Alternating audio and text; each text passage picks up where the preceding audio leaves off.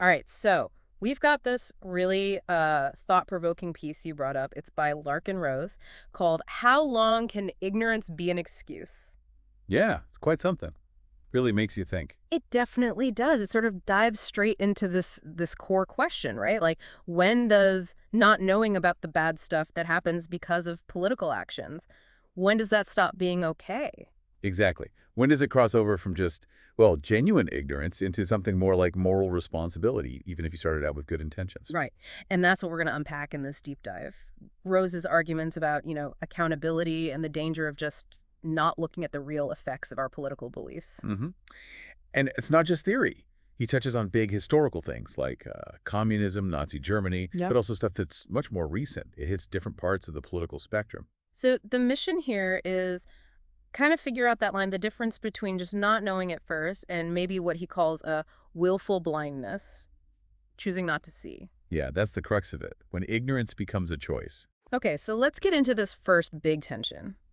Good intentions versus, well, harmful results. Right.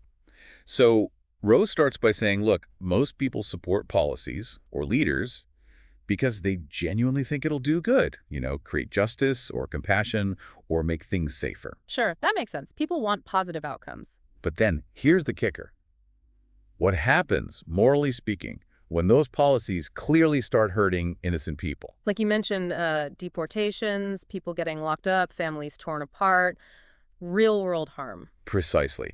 And that's where he brings in that term willful blindness. Okay, tell me more about that. Willful blindness. Well, the idea is maybe at the very beginning, you truly didn't know these bad things would happen. Fair enough. Okay, initial unawareness. But Rose argues once the evidence starts piling up, once the Yeah. negative outcomes are, right there in front of you, Yeah.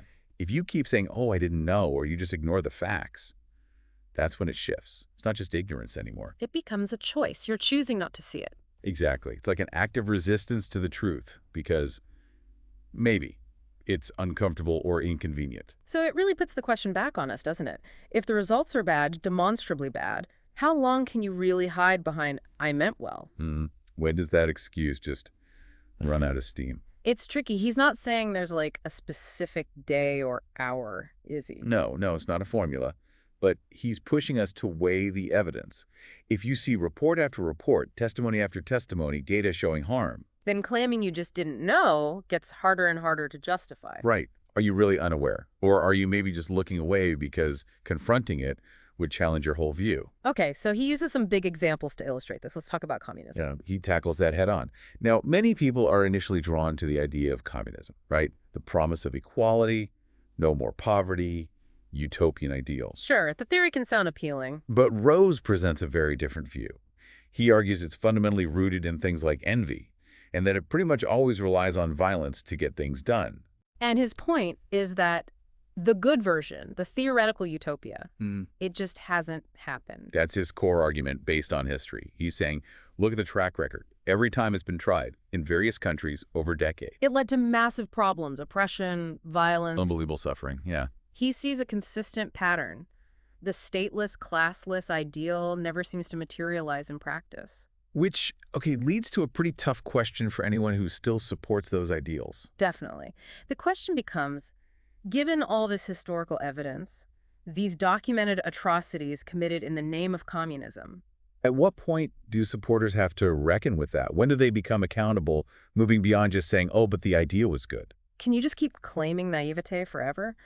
Or does history demand you face the reality of how these ideas played out? It's about intellectual honesty then. That seems to be his point. He's not necessarily attacking the initial hope for a better world. He's focused on the responsibility to learn from what actually happened and adjust your views based on the evidence, even if it means admitting the ideal failed or worse. Yeah. Confronting the human cost, not just clinging to the theory. Okay, let's shift gears a bit. He brings this into more modern politics too, right? He talks about authoritarian tendencies. He does, and importantly, he sees them across the political map. It's not just a critique of one side. So what examples does he use there? Well, one specific one he highlights is from the Trump administration, the immigration raids. Okay. His analysis is that these actions often involved a real lack of due process. People deported, locked up. Without proper trials or proof. That's his assertion. Mm-hmm. And he mentioned some really disturbing reports of people ending up in conditions he calls slave labor camps. Again, often without full legal process. Wow. Okay, so how does that connect back to the main theme? Brings us right back to moral responsibility. If you support a policy, maybe the stated reason is border security or national interest, whatever, Yeah. but the direct result is massive human rights violations for actual people. Hmm. Does the initial justification still wash? Does the why excuse the what happened? Exactly. Rose is basically saying you can't just ignore the consequences for individuals because you like the abstract goal. The human impact matters. And he's stressing this isn't about picking a side, left or right. It's about this underlying principle of accountability. Right, and he gives examples of what he sees as this blindness on both ends of the spectrum. Okay, let's hear them. What about the left? So for the left, he critiques the strong support for certain COVID-19 policies, Hmm. specifically things like forced masking and vaccination mandates. Especially for kids, he mentions. Yeah, particularly the mandates on children. His argument, as he lays it out, is that these policies actually ended up causing more harm than good. Okay, that's his claim. But what's the connection to willful blindness? Well, his observation is about what happened after. He suggests that when evidence started coming out that questioned how effective these mandates were or pointed to potential negative side effects, many people who had really pushed for them were, let's say, hesitant to engage with that new information or reluctant to admit there might have been unintended harm. So avoiding the uncomfortable possibility that the policy they supported wasn't perfect or even had bad consequences? That's how Rose frames it, yes. Huh. A kind of willful blindness to protect the initial stance. Okay. And then he turns the lens onto the right. He does. He talks about what he sees as often a very unquestioning support for institutions like the military and law enforcement. Despite evidence of problems. Yeah, despite documented cases of, abuse of power, excessive force, unjust killings. His point is that many on the right can be reluctant to really acknowledge or critically examine those issues. And didn't he say something about his own past views here? He did, and that's quite powerful. He openly admits he used to be a huge supporter of those very institutions, believed firmly they were forces for good. So he's not just pointing fingers from the outside. Not at all. He talks about his own journey, realizing what he now sees as their destructive side, based on observing what they actually do and the consequences. It makes it feel more relatable, maybe, less purely ideological. Yeah, it adds a layer of vulnerability. Okay, so underlying all this, he talks about human psychology, right? Yep. Ego and image. Absolutely. This is a really key part of his analysis. He argues that, when we get evidence that challenges our core beliefs, especially political ones, tied to our identity, It's hard to accept. it's very hard. There's this strong internal pressure to protect our own image, our sense of being right, to avoid admitting we might have been wrong. And he connects this to historical situations. Yeah, very powerfully. He brings up the example of ordinary Germans under the Nazi regime. Okay. He suggests many probably suspected or heard whispers about the terrible things happening. But they chose to look away, to stay willfully ignorant. Fear. Fear, certainly, but maybe also, he suggests, a desire to keep believing the regime was good or to maintain their place in society. Acknowledging the truth would have been devastating, morally, personally. And he asks us, the listeners, to think about that in our own lives. Right. Have we ever done that? Prioritize feeling right or fitting in with our group over facing an uncomfortable truth about something we support? That's a tough question to ask oneself. It is. And it leads him back to those big historical parallels. Nazi Yeah. Germany, Mao's China, Stalin's Russia. Places where horrific things happen on a massive scale. Exactly. And his point is, these atrocities weren't just done by the leaders. They often happened with the sort of silent acceptance or even active support of ordinary citizens. People who thought they were doing the right thing or were too scared to question it. But here's the crucial part, the real punchline for today. Okay. He insists this isn't just ancient history. This pattern, the willful blindness, putting comfort or ideology over facing reality, he says it happens again and again. Across different political views, different times. And specifically, he includes contemporary America in that right now, which makes those historical examples feel very, very immediate. Wow. Okay. So how does he wrap this up? He comes back to his personal experience. He does. He reiterates how his own views on the military and law enforcement changed.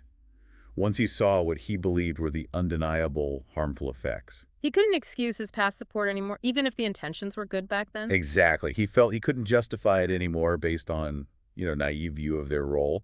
The facts, as he saw them, changed everything. And this leads to his call for accountability. A very strong call, yeah. He basically says people need to own up when the facts are known. You can't keep pleading ignorance once the evidence of harm is clear. And if you do keep silent or keep denying it, He argues that's morally indefensible. Once the truth is out there, choosing to ignore it is a moral failing, in his view. so it all circles back to that incredibly challenging question he started with. Yep. When do you become morally responsible? Not just for what you knew, but for what you chose not to see. And his conclusion is pretty stark. He thinks many people today are supporting policies that hurt innocent people. And then they just ignore the aftermath, whether it's because it's easier, or protects their pride, or they're afraid of the implications.